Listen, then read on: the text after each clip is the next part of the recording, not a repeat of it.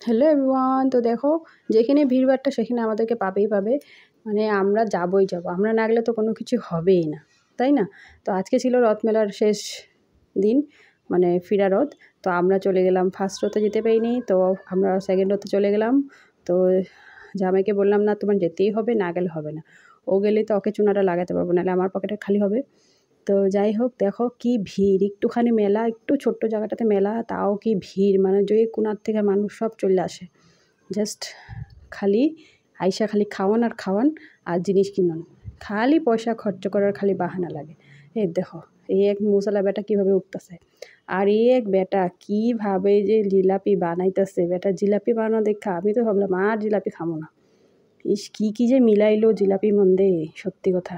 আমি জাস্ট দেখলাম, আর এ দেখো এত বুড়া বয়সেও কীভাবে কাম করতেছে। এই গরমটার মধ্যে ভাবতেছি যে এত গরমটার মধ্যে কীভাবে যে চুলার সামনে কাজ করতেছে।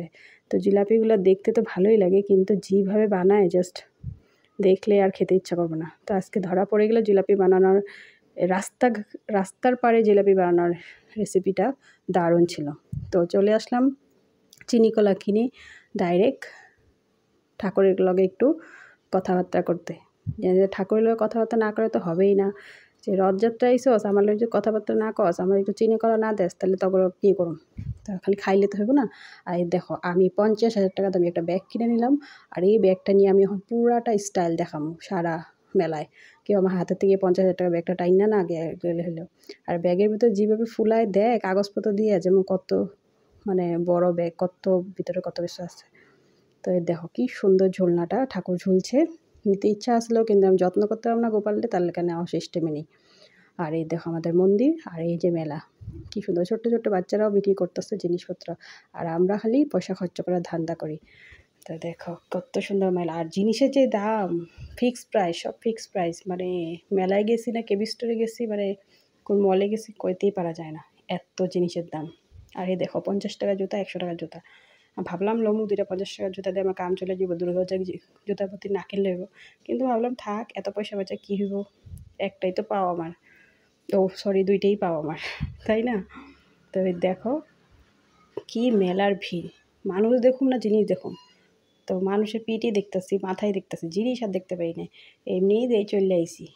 তো গেলাম, খাইলাম, ঠিকসে পেটে খাওয়া ভরলাম আর চলে আসলাম। এই ফুলগুলোর যে দাম, ভাবলাম একটা ফুল নিমু, বেটার দাম জিজ্ঞেস করলাম ফুল কত, ফুলের দাম কয় 100 টাকা, 1 টাকাও কমাইব না। আমি বলছি থাক বাবা, লাগবো না এই ফুল নিতে, 100 টাকার ফুল কেনার থেকে আমি 100 টাকা খামো ভালো। এই ফুলগুলোর যদি এত দাম হয় 10-20 টাকা কমাবো না। যাই হোক, ওরা তো বিক্রি করতে পেরেছে, আর লাভ করলে লাভ করবই। তারপর দেখো, মানে আমি তো দেখতেছিলাম, আর এই দেখো কুত্তাটা কীভাবে মাথা হিলাইতেছে, কইতেছে তোরা আইসস, আয় আয় আমারও লয়ে যা। আর এই দেখো ব্যাগ, খালি ব্যাগ আর ব্যাগ, টাকা পয়সা থাকুক না থাকুক, ব্যাগ কিনা তো স্টাইল দিতেই লাগবো। এই দেখো জিলাপি বানানো, কি টেকনিক, কি সুন্দর লাগে ওগো জিলাপি বানানো দেখতে, কিন্তু খেতেও ভাল লাগে। আর যেভাবে বানায় ওরা, হাত সাত না ধুইয়া পুরা। তারপর চলে এলাম আমরা কোলা না গোলা খেতে, অনেক দিন পরে খাইলাম। তো খাইয়াও ভাল লাগছে। কইলাম দাদাটার একটু বরফটা ধুইয়া তো নাও, ওকে না এত পরিষ্কার বরফ কী ধুবো।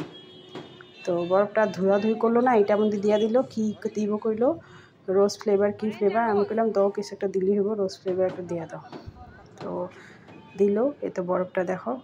অনেক দিন পর কোলা খামো, দেখি খাইয়া কেমন লাগে। আগে অনেক খাইতাম, কিন্তু এখন আর খাওয়া হয় না।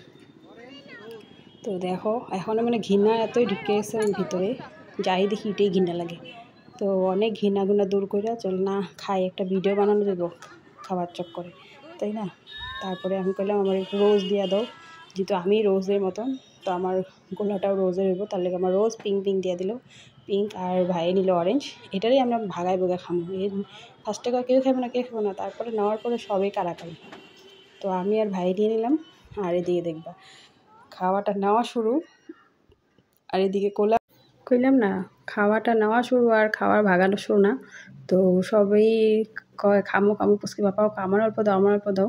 বেটা আগে কয় খামো না, তারপরে কয় আমার থেকে ভাগাভাগি করা সিস্টেম।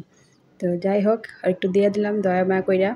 আর দেখো এত স্বাদ লাগতেছিলো খাই, অনেকদিন খাইছি, ভাবতেছি যে কী হইব। আর এই দেখো ফুচকা যেভাবে আমি ডাবাইলাম, ফুচকা এরকম খাওয়া কোনোদিন দিইনি। তো মজা লাগলো ফুচকা খাইয়া। মানে মুখে জলায় পড়তেছে এখন। আর দেখো আমরা পুরা ধুমায় ফুচকা খাইছি, এই ফুচকা খাইছি, তারপর দই ফুচকা খাইছি, ঠিকসে খাইছি। খাইয়া তারপর আমরা ঘরে চলে এসেছি। তো দেখো ফুচকা, এই দই ফুচকাটা বানানো তো আমি একটু ভিডিও করো দই ফুচকাটা একটু কীভাবে বানায়, ভালো করে বানায় খারাপ করে বানায়। এটা কিন্তু আমগো এখানে ফেমাস ফুচকাওয়ালা বিনয় পানি ফুচকাওয়ালা। এটা কিন্তু ফেমাস ফুচকাওয়ালা। তোমরা যেই তেজপুরে আসো তেই কিন্তু ফুচকাওয়ালাতে ফুচকা খাইবাই, বহুত স্বাদ খাইতে।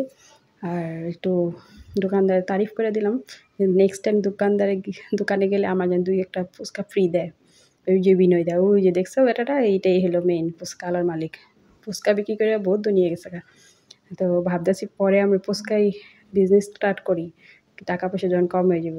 আমি তো কিছু বিজনেস করুম ভাবতেছি ফুচকারই বিজনেস করুম। তো দেখো আমরা পুরো খাওয়া দিছি, আর পাপারে গেছি তুমি ভিডিও করো, তোমার খাইতে লাগবো না, তুমি ভিডিও করো, খাওয়া লওয়া বাদ দাও, আগে ভিডিও করে নাও। আর আমি গুনতেছিলাম 10 টাকার ফুচকা খাইছি, কয়বার যে করলাম 1 2 3 কইরা। সত্যি অঙ্কতে যে আমি কাঁচা, সব দিকেই কাঁচা। মানে ভিডিওটা কেমন লাগলো নিচে কইও।